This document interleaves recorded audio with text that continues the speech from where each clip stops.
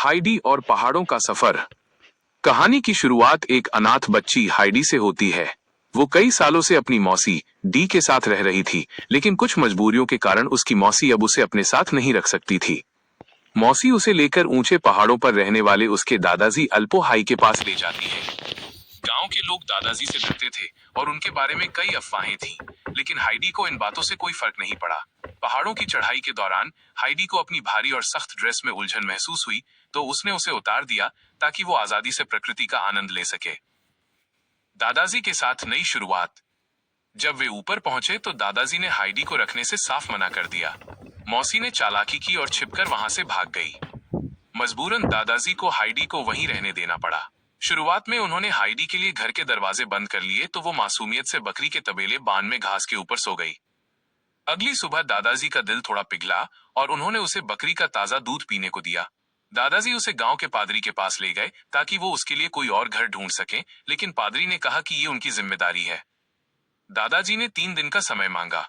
घर लौटने पर हाइडी ने घास के ढेर से अपने लिए एक प्यारा सा बिस्तर बनाया, जिसे देखकर दादाजी प्रभावित हुए। पीटर और हाइडी की दोस्ती।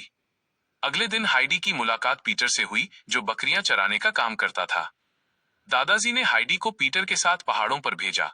वहां पीटर ने चुपके से हाइडी का लंच खा लिया, लेकिन जब हाइडी को पता चला तो उसने पीटर से एक सौदा किया।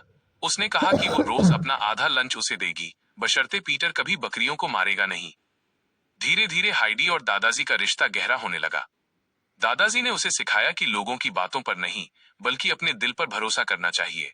दादाजी ने हाइडी के लिए लकड़ी की एक कुर्सी बनाई, जिसका मतलब था कि अब वो हमेशा के लिए उनके पास रह सकती है।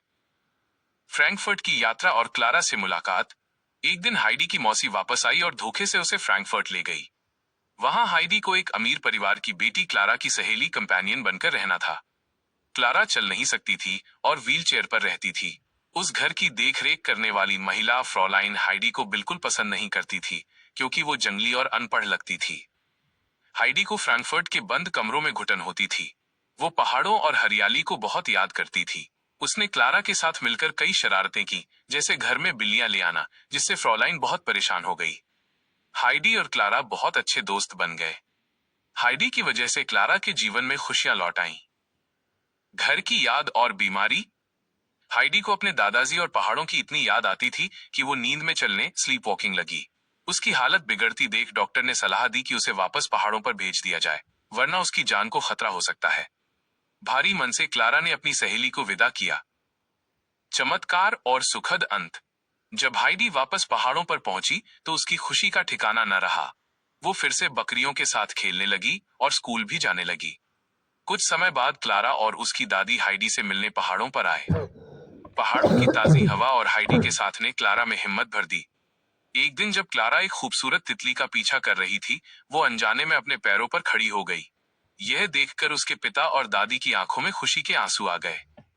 अंत में क्लारा अपने घर लौट गई, लेकिन उनका रिश्ता हमेशा के लिए जुड़ गया।